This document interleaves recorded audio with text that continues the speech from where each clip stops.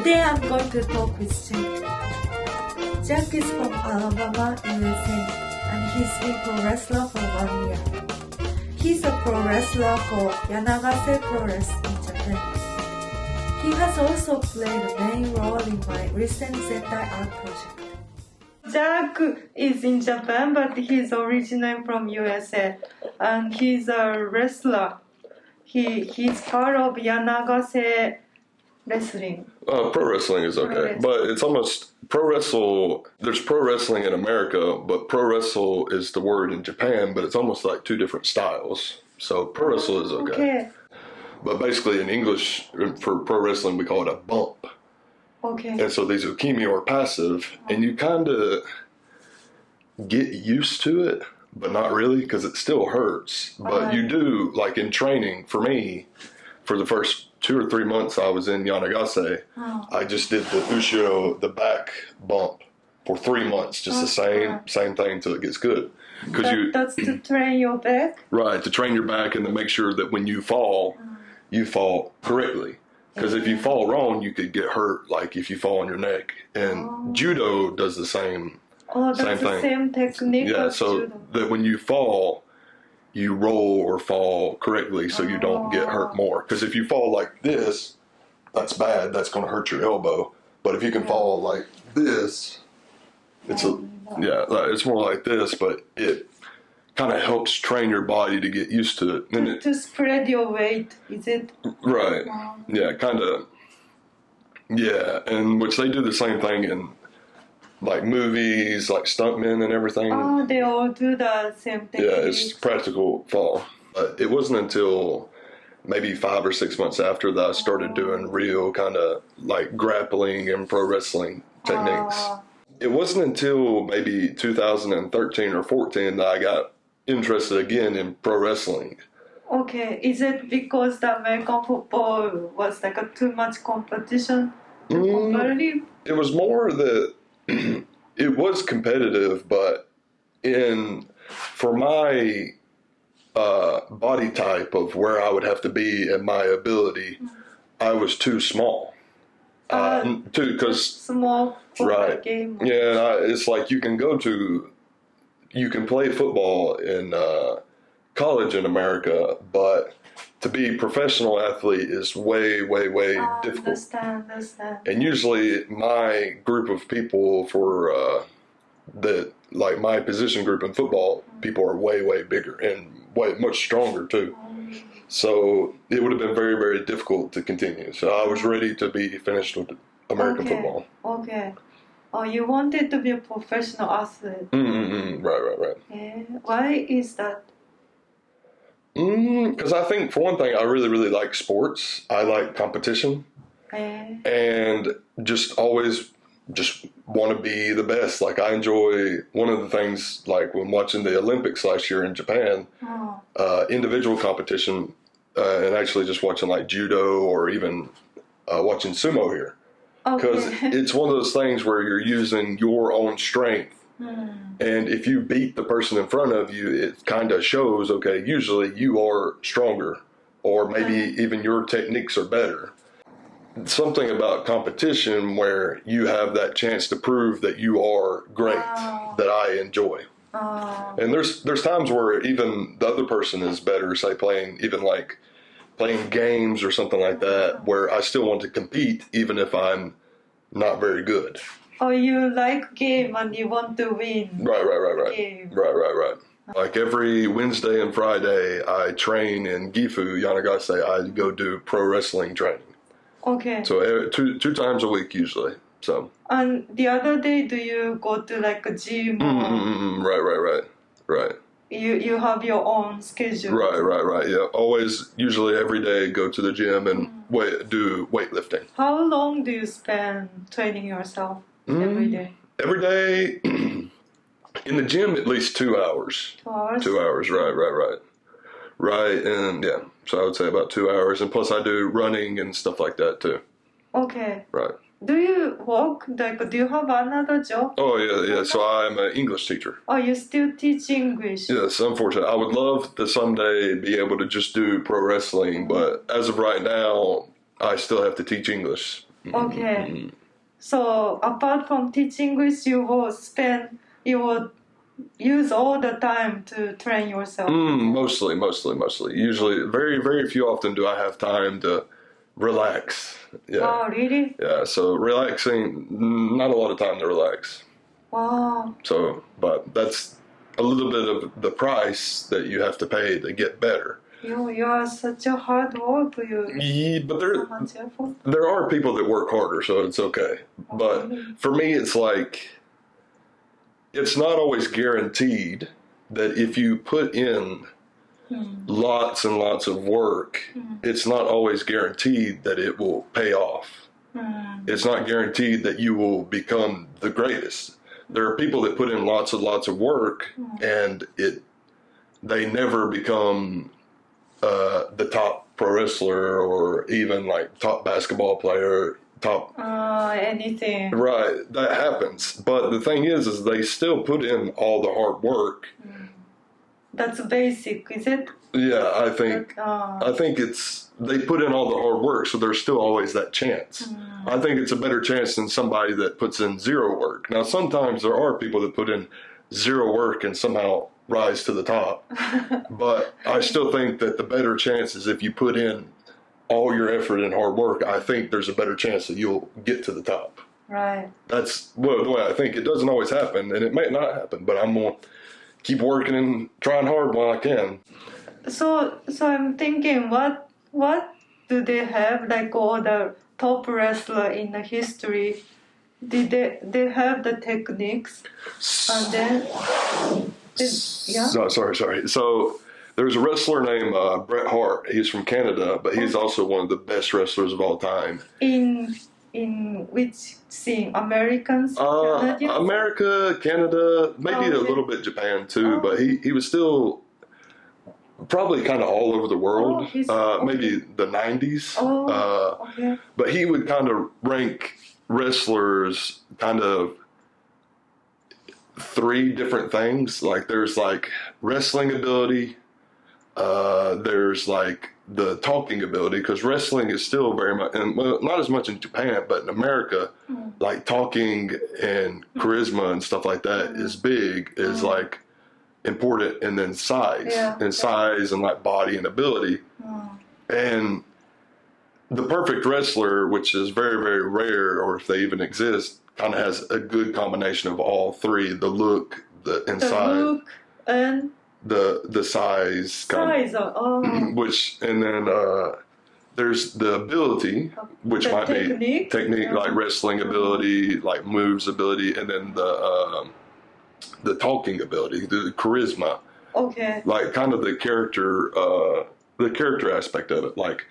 This is like, okay, they're interesting, they can talk, they can get people to be interested in them. Yeah. And so one of them, he would rank himself that like his talking wasn't as good. Oh, is it?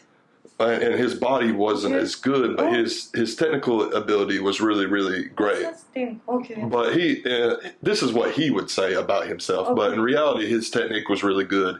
His body was fine. He wasn't very, very tall, but he still had a strong, good body. And then his talking wasn't amazing, but he could still talk and get people interested. Now, one of another famous person is Hulk Hogan. Who very, very famous in America, and he was famous in Japan, but he's probably one of the most famous wrestlers of all time. Where he had the size, the kind of the size and look, the charisma. His ability wasn't great, but he still had enough to be able to get everyone interested. So really, the perfect wrestler would be somebody that has all three of these. Now, 2 out of 3 is pretty good, and to be honest, 1 out of 3 can still get you probably big companies, like, because there's people that are like really, really big, but their technique isn't very good, and they might be kind of boring. But say if they're over 200 centimeters or that's already a character. Right. People can identify. Yeah, so it's kind of like the perfect wrestler is all 3. A really, really good wrestler can get 2 out of 3, and then there's still people that can work and become good wrestlers with 1 out of 3. Right. Now, one of them can help more than the other. Like size might help more than technique, or charisma and stuff like that might help more than size and technique. So it just kind of depends. So yeah, it's very difficult. How you evaluate yourself? What you have size? No, you right. That's perfect. Like nobody can have your size. They cannot effort to get your size. Yeah, I think size definitely with me helps. Yeah. Like it might be one of the few things that I have, because I think it's part of the reason why I entered wrestling was because of my size. Technique and ability, I don't think like my grappling is very good, but I think I'm pretty much able to throw anybody around. But I think for being new, technique and ability is something that I can grow to get better at. Now, I think probably size is a little bit different, because like many people are born and grow to be tall, but they can still work out and get strength. But probably I think the real hardest out of these three is the charisma, the talking, the character. For me, I wish that I could just really be me while doing pro wrestling, but it's difficult. It's difficult. A big thing they talk about pro wrestling character is you just take your personality traits and then turn it up to 11. You mean like you have to pretend to be somebody else, more flashy? Sometimes. So people can identify you? Right. I think sometimes, yeah. And there's some people that aren't as flashy, but people still get interested in them. So, but for me, it's difficult, because I think it's hard to translate like wanting to win, like really, really wanting to win, and just the ruthlessness that can come with that. It's hard for me to translate that. It's hard for me to, like, if I wanted to be evil or something like that, like act bad, it's very naturally kind of difficult. That's acting. Total acting. Yeah, so that's where it's difficult. So part of it's, I think, trying to be natural about things is a big important part. So it's hard to be natural sometimes, and which may be because we were coming close to my first year of being a professional wrestler, because my debut was December 25th, 2021. So now it's 2022 November. Right, so we're very close to 1 year, and I think I've gotten better over the year, of course, but I'm still very, very new. Because like in sports, when you have a rookie in sports is pretty much just somebody in their first year. But professional wrestling, there's some people that don't get the whole like kind of being really good and famous and get into big companies until like 15 years into their career. So you can be a rookie in pro wrestling for 5 years. So it's very, very different. So it's a long-term building process. Wrestling is like that. You have longer rookies. Right. And that's why, you have longer veterans too. Like people, so it's complicated. It's very complicated. And that's nice. Once you are a star, people will follow you for a long time. They will not go to others. Right, other teams. Yeah, hopefully. But I think it's very difficult because also for me, it kind of goes back, to this technical ability thing. And actually the technical ability and the kind of the connection and charisma and stuff like that is definitely helped by more and more matches. So more and more fights. Yeah. So for example, when I started, my first match was, my real first match was December 25th. And then my next match was January 19th. Oh, very quick. You have a lot of but really, in pro wrestling, that's very long. Oh, yeah. Yeah. For example, recently, November 12th, I fought somebody, a Japanese professional wrestler named Shigehiro Irie. Okay. And he almost fights 30 fights in 1 month. 30 every day? Just about. Like sometimes he'll do days where he'll fight twice a day. Oh. In fact, so for me, I did that October 2nd this year I did a fight during the morning, kinda, and then I did a fight in the evening. Oh, you did 2 times? Right, in one day. And so that's just one way you gain more experience, and you may get more fans. So for now, I've done, until this point, I've done 29 matches, in which it kind of goes back to the personality that I hope to use in wrestling. The character I use is kind of, I'll fight anyone, anywhere, anytime. And to really show that is if I am able to fight more and more. So I'm hoping next year I'll be able to fight more and more matches. Okay, that will connect your character, building the charisma. Right, and buildability, and building more fans, more interest. Yeah. So I'm already scheduled for some shows in Osaka in January, February, and March. One with a bigger company called Big Japan Pro Wrestling. Okay. And it's one of the bigger companies in Japan. So you have more opportunities next year. Right. Yeah. Fighting with the bigger companies. Right. Stronger pro wrestlers, which I'm very much looking forward to. So, very much looking forward to. And you were saying that you came to Japan to learn about film. What made you interested in this?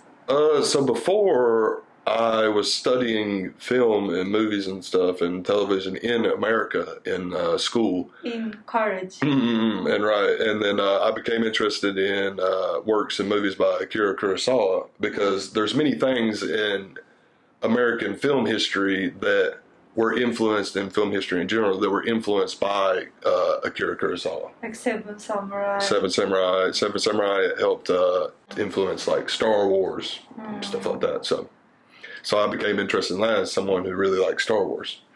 Then how was it when you learned? It was very, very interesting. So we didn't just watch Akira Kurosawa movies. We watched various movies. Ozu, right. Ozu. I'll admit, not a big fan of Ozu, because things are kind of seem boring.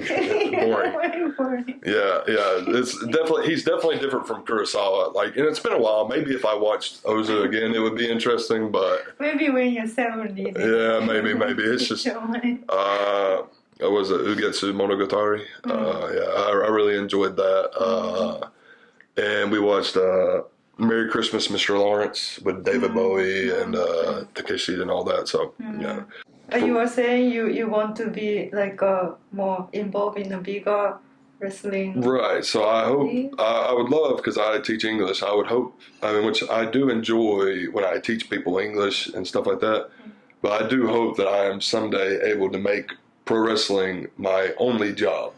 So I hope to someday work for a bigger company, or at least be able to work in a bigger company. So maybe, wrestle for Yanagase Pro Wrestling, once or twice a month, but then say All Japan Pro Wrestling or Pro Wrestling Noah mainly for the rest of the month. Okay. That's what I hope to do someday. Now, it's going to take a lot of hard work and a lot of dedication that hopefully don't know if it will pay off, but have to try. It's better to try. So yeah, I hope so. But I'm not gonna give up easily. So nice. So I'm not gonna give up easily. So yeah. I think people from USA can also support. Is there a live?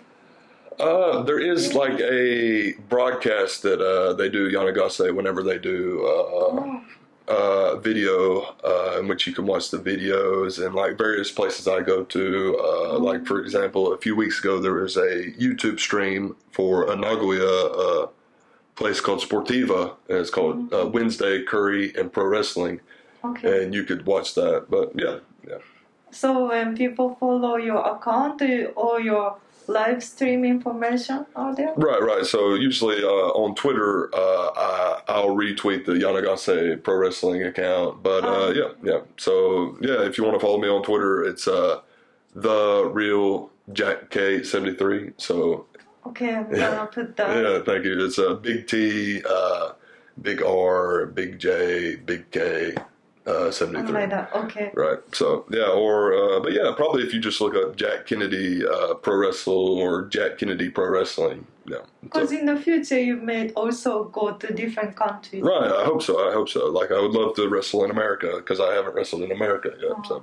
And also Asia, I guess. Yeah. Asia, some countries don't even have the wrestling scene. Right, like so, Korea is, South Korea is recently, it's growing a little bit, but yeah, South Korea, Japan, the four major markets of pro wrestling are Europe, it's the highest is America, next is probably Japan and Mexico, and then Europe. That's the four major places of pro wrestling. Sounds like the same as baseball. Yeah, pretty much, kind of, yeah. That's an American thing. Yeah, right. Then I wanted to ask about the project that I was shooting. Jack has joined in this video. He was wearing this golden color Zentai, and he played one role where he received the ball and became one of the bigger main character. And how was the experience? I thought it was good. I mean, it was really interesting. I'd never been in a suit like this before, and luckily it wasn't too hot that day because I think it would have been more difficult. But yeah, I mean, I thought it was good, and it seemed like the videoing process was smooth and good. Yeah. Because when you wear the gold color, it's very hard to see through. Right. Almost none, I guess. Yeah, I thought it was okay, but definitely like couldn't see too far. Maybe around this close. Yeah. This close, so. I thought you had such a physical ability to be able to walk like that, so straight and so steady. You never lost the balance. Yeah, I will admit it was very, very tiring holding the ball, but that's more of a shoulder injury problem. Oh, so. you have it? Yeah, well, no, it's a little bit better, but it's just natural, natural. So it's okay. It's all good. Okay. Yeah. Hopefully, everyone becomes more bigger fans of pro wrestling and the Zentai Art Project. So yeah, I mean that's important for everyone to see. So yeah. I'm going to see your show, your game match. Yeah. Next 2 weeks later. Yeah, 2 weeks later. The 10th. Yes. Yeah. I'll still be training in between now and then. I don't have a match in between. Okay. I don't have a match until December 10th. So I'll probably kind of be frustrated for having no match, so I'll probably be extra physical against my opponents. You're like extra angry. Yeah, it's frustrating, like not having a chance to fight. So yeah, I can see it being a very, very physical match. Wow. Very physical match. Wow, so yeah. Looking forward. Thank you.